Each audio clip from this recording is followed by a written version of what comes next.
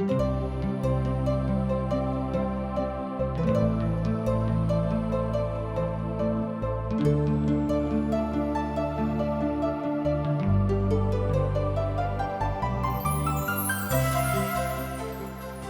India द्वारा प्रस्तुत आशक इजोत कार्यक्रम में अहाँ के हार्दिक अभिनंदन कर रहल छी। परमेश्वर प्रत्येक मनुष्य के भीतर अपन जीवन के श्वास के द देलखिन।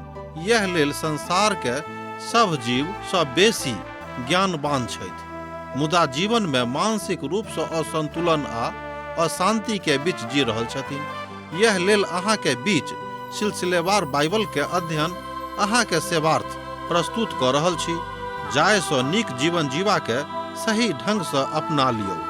कृपया क देखू आ सुनू, जाय सँ परमेश्वर अहाँ के जीवन जिंदगी के इजोत बनल रहे। आशा की इजोत मैथिली कार्यक्रम में एक बेर और हम अहाँ के अभिनंदन प्रभु यीशु मसीह के मीठ पवित्र अनुग्रहकारी नाम से कह रहल छी। हमर श्रोता मित्र, आजुक दिन हमरा सब रोमियो पोथी तकर 14 अध्याय के अध्ययन करब। तकर जतेक अध्ययन हमरा लोकनि कह चुकलो रहौं पछला अध्ययन में, तकरा आगू आजुक दिन हमरा लोकनि अध्ययन आरंभ करब। अब साधु पौल हमरा सभक मसीही सिद्धांतक आचार संहिता के महान जे सिद्धांत थिक तकरा ओ बता रहल छथि। ओ कहै छथिन एठाम 5 पद में, के ओ त दिनक बढ़ि कऽ मानबैत अछि आ केओ सब दिनक एक समान बुझैत छथि। हर आदमी अपने मोन से निश्चय कऽ लेलकिक। ए बातक एठाम साधु पौल कहैत छथिन 5 पद में कि केओ त एक दिनक बढ़ि कऽ मानैत छथि आ केओ सब दिनक एक समान बुझैत छथि। हर आदमी अपने मोन में निश्चय कऽ लेने छथि। ए बातक हमरा लोकनि एठाम 5 पद में देखैत छी। एठाम साधु पौल कहैत छथिन कि एहि दुनिया में तरह तरह के लोग अछि।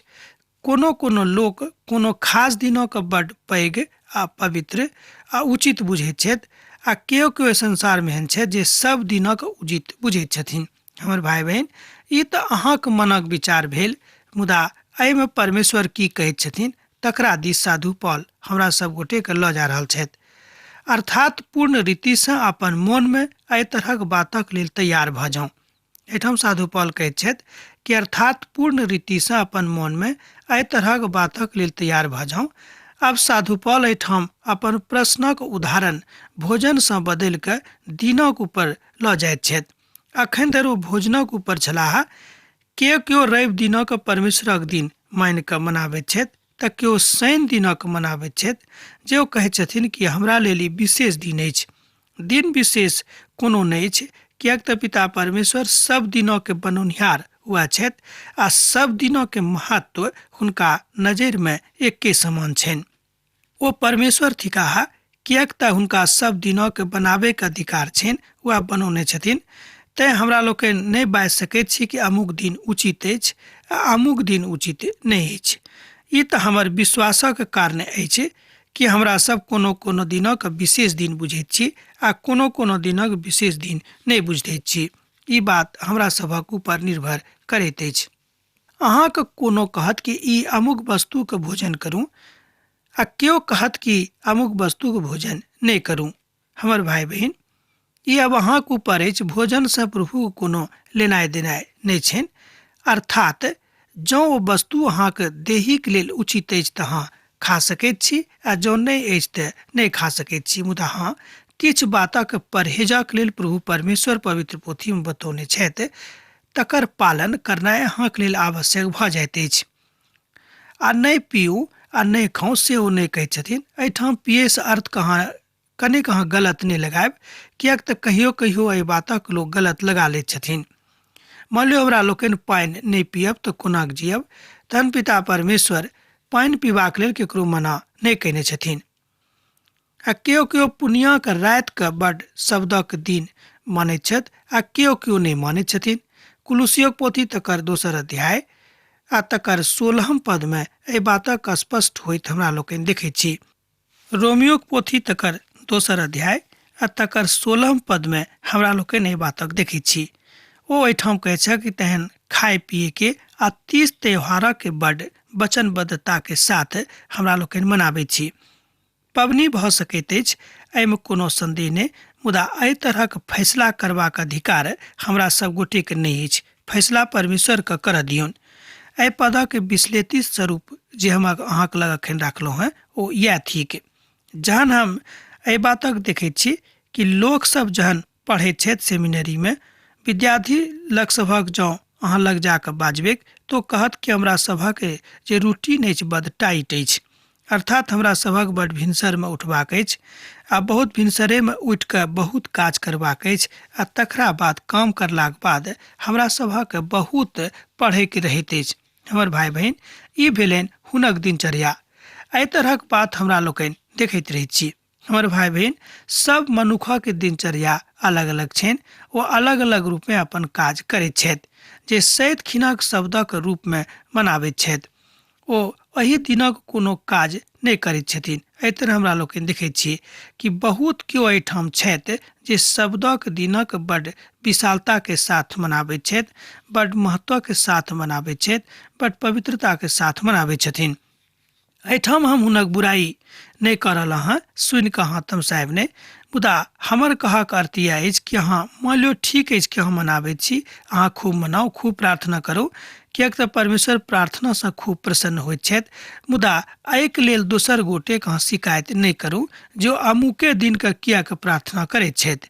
ई बात अलग अछि जे परमेश्वरक वचनक अनुसार ओ बातक ओ कऽ रहल छथि कि नहि। जँ ओ नहि कऽ रहल छथि तऽ एहि बातक न्याय परमेश्वरक ऊपर अहाँ छोड़ि दियौ। एहि बातक न्याय परमेश्वर करता है। तकर अर्थ तऽ ई नहि भेलै वा ई नहि निकालल जा सकैत छै जे हमरा लेल अमुक दिन उचित अछि वा अमुक दिन उचित नहि अछि, किएक तऽ सब दिनक मालिक वएह छथि आ जतेक दिन एहिठाम बनाओल गेल अछि ओ सबटा दिनक बनौनिहार पिता परमेश्वर से थिकाहा। एहिठाम बढ़िआँ बात यह अछि, टीकाकार अपन अनुभवक एहिठाम अभिव्यक्त करैत छथिन। ओ कहैत छथि कि जतेक दिन एहिठाम अछि, संसारक अछि, ओ सबटा दिनक बनौनिहार तऽ प्रभु छथि।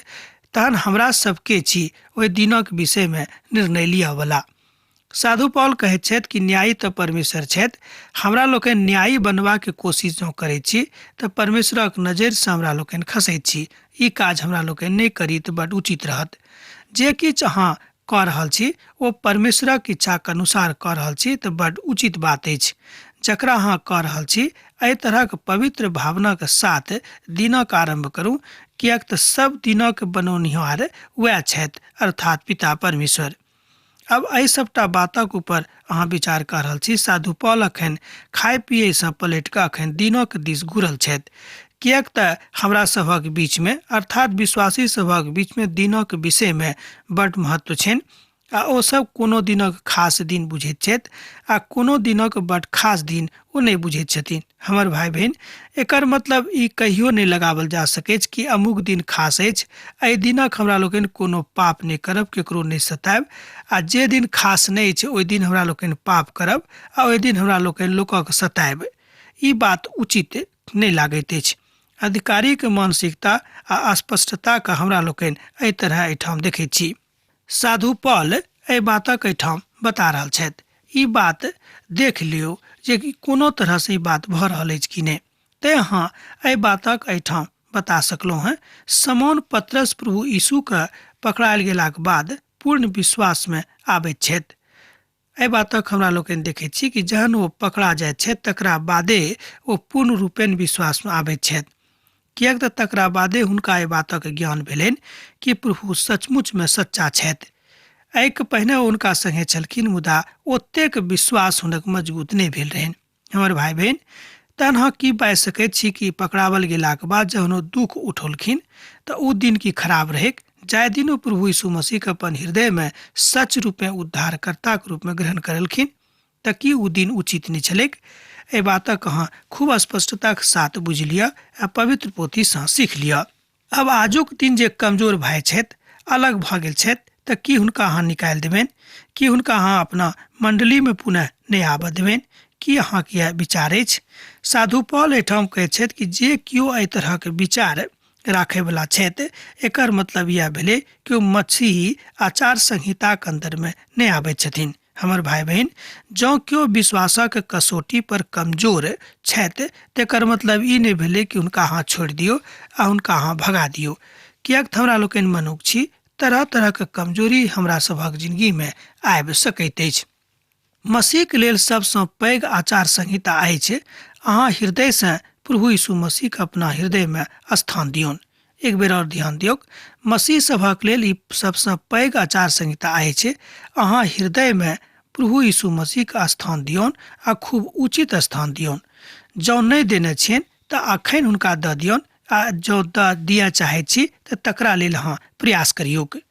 हमर भाई बहन, ई बात अहाँक जिन्दगीमे भऽ सकैत छै, किएक तऽ पिता परमेश्वर एहि बातक बाजने छथि। हमर भाई बहन, एहन कोनो काज करबाक लेल प्रभु यीशु मसीह नहि बाजने छथि जे काजक हमरा लोकनि नहि कऽ सकैत छी। एहिठाम हमरा लोकनि देखैत छी कि बेमतलबक बातमे बहुत लोग काल बिताबैत छथि, अनेरे एम्हर उम्हर गप कऽ कऽ अपन समय नष्ट करैत छथि, आ जहन हुनका जिन्दगीमे कोनो नीक काज नहि होइत छनि तऽ प्रभु परमेश्वर को दोष लगाबैत छथिन। हमर भाई बहन, अहाँ कतेक देर रोज प्रार्थनामे बिताबैत छी? कि अहाँ कहियो एहि बातक विश्लेषण कऽ के देखलहुँ हैं? आ तकरा बाद जहन काज नहि होइत अछि तऽ अहाँ बुझैत छी कि प्रभु कमजोर पड़ि गेल छथि आ प्रभु हमरा दिस नहि ताकैत छथि। दुए बातक विचार अहाँके मोनमे आबैत होइत। बहुत केओ कहनाइ आरम्भ कऽ दैत छथि कि आब आजुक समयमे, आजुक युगमे परमेश्वर नहि छथिन। आउ एकटा पवित्र पोथीक वचनक दिस हमरा लोकनि विश्लेषण करब। जे कोनो दिनक मनाबैत छथि ओ प्रभुक लेल मनाबैत छथि, आ जे खाइत पियैत छथि ओ प्रभुक लेल खाइत पियैत छथि, किएक तऽ ओ परमेश्वरक धन्यवाद करैत छथिन। आ जे नहि खाइत पियैत छथि ओ प्रभुक लेल नहि खाइ पियैत छथि, आ ओ प्रभुक धन्यवाद एहि रीतिसँ करैत छथिन। एहि बातक हमरा लोकनि 6ठम पदमे देखैत छी। एहिठाम साधु पौल बता रहल छथि कि जे कोनो दिनक मनाबैत छथि ओ प्रभुक बड़ाई करैत छथि, आ जे कोनो दिनक दिन नहि खाइत पियैत छथि अर्थात उपवास राखैत छथि, ओ प्रभुक बड़ाईमे राखैत छथि आ हुनका आदर देबाक लेल राखैत छथिन। तऽ दुनू परिस्थितिमे हम इएह देखैत छी कि परमेश्वरक बड़ाई भऽ रहल छनि। जँ एहि तरहक काज हमरा लोकनि करैत छी, दिन कोनो किएक नहि होइक, तऽ एहि बातसँ प्रभु प्रसन्न भऽ जाइत छथि। ई दिन सोम रहै वा मंगल, रवि रहै वा शुक्र वा कोनो दिन रहैक, एहिसँ प्रभुक कोनो मतलब नहि छनि। मानि लियौ जँ अहाँ कोनो खास दिनक दिन एहि तरह मनाबैत छी कि आजुक दिन हम संपूर्ण दिन प्रभुक संगे रहब आ प्रभु यीशु मसीहसँ प्रार्थना करब, तऽ अहाँके लेल वह खास दिन बनि गेल, किएक तऽ प्रभुक लेल ओहि दिनक अहाँ चुनि कऽ राखलहुँ हैं आ हुनकासँ प्रार्थना कऽ रहलहुँ हैं। हमर भाई बहन, तऽ दिनक ऊपर साधु पौल एहिठाम कहैत छथि कि दिनक ऊपर कोनो तरहक वाद विवाद करनाइ मसीही लोकक शोभा नहि दैत छनि। बस वह बात करब जे प्रभु अहाँके बाजने छथि, जे बात ओ करबाक लेल नहि बाजने छथि तकरा अहाँ नहि करब, बस एतबे बात स्मरण राखब। यह मसीह आचार संहिता अछि। मुदा अहाँके साथ बाजि सकैत छी, अहाँके अनुपस्थितिके कारण अहाँ बड्ड आगू जा सकैत छी और अपन बातक प्रभुक लग आनि सकैत छी। अर्थात समस्त दिनक प्रभुक नाम लेल करू आ समस्त दिनक प्रभुक नामक बुझि कऽ आगाँ बढ़ू। यह परमेश्वरक महिमाक लेल महान बात अहाँक जिन्दगीमे भऽ जायत। आजुक संदर्भमे एहि बातक बुझनाइ सेहो बड्ड उचित बात अछि। यह थिक मसीही आचार संहिता। हमर भाई बहन, अब तऽ अहाँ बुझि गेलहुँ भई कि मसीह आचार संहिता कतेक नीक आ कतेक बातक हमरा लोकके सिखाबैत अछि। हमरा सब गोटेक बता रहल अछि कि हमरा सब कोना कऽ प्रभुक संगे अपन सम्बन्धक उचित आ मजबूत कऽ सकैत छी। हमरामे से तऽ नहि कोनो अपना लेल जियैत छथि आ नहि केओ अपना लेल मुएत छथि। जँ हमरा सब जीवित छी तऽ प्रभुक लेल जीवित छी, आ जँ मुएत छी तऽ प्रभुक लेल मुएत छी। अतः हमरा सब जियब आ मुआमे प्रभुक लेल करैत छी। हमरा सब प्रभुक थिकहुँ हैं। एहि दुआरे मसीह मूला और जीवित भऽ गेलाह, जे जीवित मूलामे दोनों के प्रभु थिकाहा। एहिठाम साधु पौल एहि बातक बता रहल छथि कि प्रभुक लेल जे किछु हमरा लोकनि करैत छी ओ बड्ड उचित अछि। 7 आ 8, 9 पदमे एहि बातक अहाँ देख सकैत छी। तहन हमरा संगे अहूँ एहि पदक देखियौ। हमरामे से तऽ नहि केओ अपना लेल जियैत छथि आ नहि केओ अपना लेल मुएत छथि। जँ हमरा सब जीवित छी तऽ प्रभुक लेल जीवित छी, आ जँ मुएत छी तऽ प्रभुक लेल मुएत छी। अतः हमरा सब जियब वा मुअब तऽ प्रभुक लेल, हमरा सब प्रभुक थिकौ हैं। स्पष्ट भऽ गेल होइत। अब आखिरी पदक देखियौ, अर्थात नवम पदक, एहि द्वारा मसीह मुअला और जीवित भऽ गेलाह, जे ओ जीवित आ मुअल दोनों के प्रभु थिकाहा। एहिठाम स्पष्ट भऽ जाइत अछि नवम पद में कि एहि द्वारा मसीह मुअला और जीवित भऽ गेलाह, जे ओ जीवित आ मुअल दोनों के प्रभु थिकाहा। एहिठाम साधु पौल बता रहल छथि कि जे केओ विश्वास में अपन जिंदगी के समाप्त कयने छथि, हुनको वह प्रभु थिकाहा, आ जे केओ अपन विश्वास में अपन जिंदगी के बिता रहल छथि, हुनको वह प्रभु थिकाहा, अर्थात दोनों को उद्धारकर्ता प्रभु यीशु मसीह छथि। हमर भाई बहिन, जे केओ विश्वास में मरैत छथिन ओ प्रभुक बड़ाई करैत छथि, अर्थात ऐसे प्रभुक महिमा मिलैत छनि। हमर भाई बहिन, हमरा सब एहन कोनो काज नहीं करी जाय काज से प्रभुक महिमा नहीं मिलैत छनि। हमर भाई बहिन, एहि बातक अहाँ खूब ध्यान तक स्मरण राखब, बा एना कहियो कि गांठ बांधि के राखि लिअ कि एहन कोनो काज नहीं करू जाहिसँ प्रभुक महिमा नहीं मिलैत छनि। केओ अपना लेल नहि जियैत छथि आ नहि केओ अपना लेल मुएत छथि। एहि बातक सर्वदा कोट कऽ कऽ उद्धृत कऽ कऽ अहाँ बता सकैत छी। साधु पौल एहिठाम बतेबाक इच्छा राखैत छथिन कि जे जँ अहाँ अपना में प्रभुक साथ बनल रहब आ प्रभु यीशुक मृत्यु आ हुनक पुनः जीवित भेनाइ एहि बातक दिस इशारा करैत अछि, जे ओ जीवित आ मृतक दोनों के परमेश्वर थिकाहा, अर्थात प्रभु यीशु मसीह प्रभु तत्व में दोनों ठाम विराजमान छथि, दोनों ठाम विद्यमान छथि। हमर भाई बहन, प्रभु यीशु मसीह के प्रभु तत्व दोनों परिस्थिति में मनुष्य जाति के लेल उपलब्ध अछि। एहि बातक बुझनाइ बड़ जरूरी एहिठाम भऽ जाइत अछि। तहन हमरा लोकनि बाजि सकैत छी कि प्रभुक प्रभाव सब ठाम छनि, मुअलोक संगे आ जे केओ जीवित छथि हुनको संगे। तहन अहाँ बाजि सकैत छी साधु पौल जेना कहैत छथि कि ओ मुअला के आ जिया वाला के दोनों के प्रभु थिकाहा। हमर भाई बहिन, एहि बातक स्पष्टीकरण एहिठाम साधु पौल कऽ दैत छथिन। हमरा सब वएह तक बुझैत छी कि जे केओ जियैत छथि ओ अपना लेल जियैत छथि, आ जे केओ मुएत छथि ओ अपना लेल मुएत छथि। साधु पौल एहिठाम कहैत छथिन कि संसार में बड्ड स्वार्थी लोग छथिन, ओ अपने स्वार्थ में सबटा काज करैत छथिन, मुदा ओ एहि बातक नहि बुझैत छथि कि हुनक संदर्भ कतऽ छनि। प्रभु यीशुक अपना ऊपर दुनू तरह प्रभुत्व करबाक अधिकार दऽ दियौन। साधु पौल एहिठाम कहैत छथि कि प्रभु यीशु मसीह के अपना ऊपर दुनू तरह प्रभुत्व करबाक अधिकार दऽ दियौन। हमर भाई बहन, जो हमरा सब प्रभु के अधिकार नहीं देबै तऽ कोनाक हमरा लोकनि उद्धारक निश्चयता के दिस बढ़ब। ई बातक बुझ लियौ, किएक तऽ हमरा सभक उद्धार भेटल, मुदा उद्धारक निश्चयता के दिस जहन हमरा लोकनि बढ़ि रहल छी तऽ ई अधिकार प्रभु के हमरा सब गोटे के दिअ पड़तैक।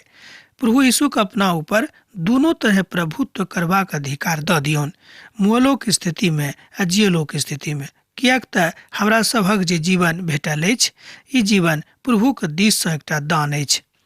अहाँ अपन भाई पर किएक दोष लगाबैत छी? बड्ड नीक अपन भाई के तुच्छ जानैत छी। हमरा सब केओ परमेश्वरक न्याय सिंहासनक सन्मुख में ठाढ़ होइब। एहिठाम साधु पौल चेतौनी दऽ रहल छथि कि अहाँ किएक अपन भाई के ऊपर दोष लगाबैत छी। बाकी एहि बातक अहाँ नहि बुझैत छी कि हमरा सब गोटे के एक दिन परमेश्वरक न्यायासनक सन्मुख में उपस्थित होबऽ पड़त। कि अहाँ एहि बातक बिसरा देलहुँ हैं? किएक तऽ धर्मशास्त्र में लिखल अछि, प्रभु कहैत छथि, हमर जिंदगीके सौगंध हरेक घुटना हमरा सन्मुख में टिकत और हरेक जीव परमेश्वरक स्वीकार करत। एहि बातक बड्ड स्पष्टता के साथ एहिठाम पवित्र पोथी बाइबिल में बतायल गेल अछि। किएक तऽ धर्मक पोथी में एहि बातक बतायल गेल अछि। प्रभु कहैत छथि कि हमर जिंदगीके सौगंध हरेक घुटना हमरा सन्मुख में टिकत आ हरेक जीव परमेश्वरक स्वीकार करतैक। हमर भाई बहन, एहिठाम साधु पौल एहि बातक स्पष्टीकरण कऽ दैत छथि कि संसार में एहन कोनो मनुष्य नहि होइत जे हमरा सन्मुख में नहि आयत, अर्थात परमेश्वरक सन्मुख में अपन घुटना आबि कऽ नहि टेकत। अतः हमरा में से प्रत्येक मनुष्य परमेश्वरक अपन अपन लेखा जोखा देताह। एहिठाम साधु पौल एहि बातक बता रहल छथि कि जतेक लोक एहि संसार में छथि हुनका सबके परमेश्वरक सन्मुख में अपन लेखा जोखा देबाक छनि।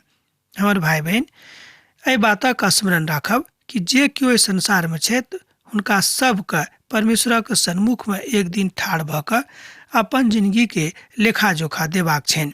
किएक तो कोना के काज केलखिन, ओ की सब करलखिन, एहि सबटा बातक लेखा जोखा हुनका दिअ पड़तैक। किएक तऽ एहिठाम पद 12 के आखिरी प्रभाग में एहि बातक बतायल गेल अछि। जँ अहाँके लग पवित्र पोथी अछि तऽ हमरा संगे अहूँ देखियौ। अतः हमरा में से प्रत्येक मनुष्य का परमेश्वरक अपन अपन लेखा जोखा दिअ पड़तैक। एहिठाम 12 पद में एहि बातक बड़ नीक सँ बतायल गेल अछि। अहाँ अपन भाई के न्याय किया करैत छी? आ वह बात प्रभु यीशु मसीह फरीसी के आ हुनक झुंडक बाजने रहथि कि अपन भाई के न्याय अहाँ किया के स्वयं कऽ रहल छी। किएक तऽ न्याय के अधिकार ओ अहाँके नहि देने छथि, अर्थात पिता परमेश्वर मनुष्य जाति के न्याय करबाक अधिकार नहि देने छथिन। जहन ओ सब एकटा स्त्री के जे व्यभिचार में पकड़ायल छली, लोक सब हुनका ऊपर पाथर मारैत छलाह। ओ कहलनि, अहाँ में से जे केओ आजो के दिन धरि कहियो पाप नहि कयने छथि, वह पहिल पाथर मारेके। यूहन्ना के पोथी तकर 8 अध्याय तकर 7 पद में एहि बातक हमरा लोकनि अध्ययन कऽ चुकल छी, बा एहि बातक विशेष में हमरा लोकनि देख चुकल छी। ओतऽ एहि बातक उल्लेख मिलैत अछि। किएक तऽ ओहिठाम एकटा व्यभिचारिणी स्त्री पकड़ायल छली। लोक सब हुनका पकड़ कऽ यीशु के सामना में आनने रहथि आ हुनका ऊपर पाथर मारैत रहथिन।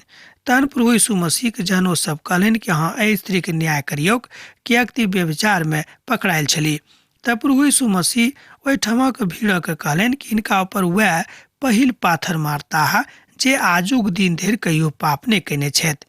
तहन तकरा बाद की भेलै हमरा लोकनि जानैत छी।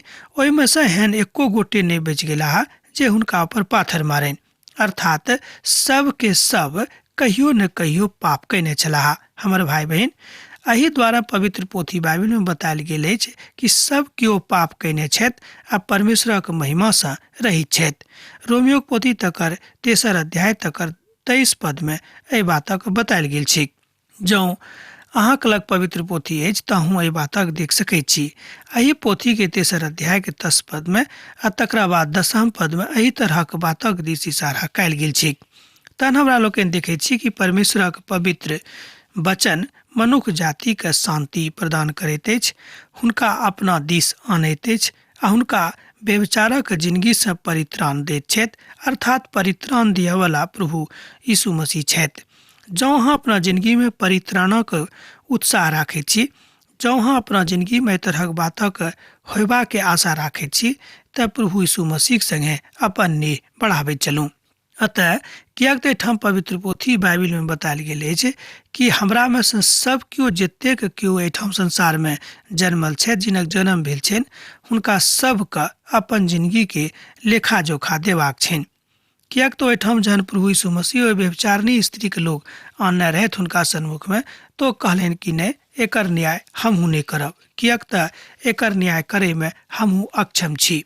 एहिठाम पिता परमेश्वर एहि बातक देखाबे के कोशिश कऽ रहल छथि कि मनुष्य जाति के न्याय करबाक अधिकार पिता परमेश्वर नहि देने छथिन। तहन किएक हमरा लोकनि न्यायी बने के कोशिश करैत छी? हमर भाई बहन, जहन हमरा लोकनि न्यायी बनऽ के कोशिश करैत छी, तहने हमरा लोकनि फंसैत छी आ परमेश्वरक नजरि में खसैत छी। एहिठाम न्यायक अधिकार परमेश्वर अहाँके नहि, मुदा ओ स्वयं अपना लग राखने छथि। भला के छथि आ बुरा के छथि, तकरा बजे वाला हमरा लोकनि नहि छी। भलाई आ बुराई के अधिकार पापी आ पुण्य आत्मा के छथि, तकर अधिकार पिता परमेश्वर के छनि। जे केओ पुण्य कयने छथि कि पाप कयने छथि, एहि बातक अधिकार प्रभु करथिन, एहि बातक न्याय वह करथिन, हमरा लोकनि नहि कऽ सकैत छी। हमर भाई बहन, किएक तऽ पिता परमेश्वर एहि बातक अधिकार केकरो नहि देने छथि। अब आजुक अध्ययन हमरा एही ठाम समाप्त करबाक आज्ञा दिअ, किएक तऽ अहाँ से विदा होय के काल भऽ रहल अछि। जेना अहाँ सब हमरा एहिठाम पाती लिखैत रहैत छी, लिखैत रहब, बिसरायब नहि। प्रभु यीशु मसीह के ने सैत घड़ी अहाँके जिंदगी में बनल रहे। आमीन। हमर विश्वास अछि कि ई कार्यक्रम अहाँ के लेल लाभदायक सिद्ध अछि। हम चाहै छी कि अहाँ अपन आशीषक के हमरा संग साझा करू।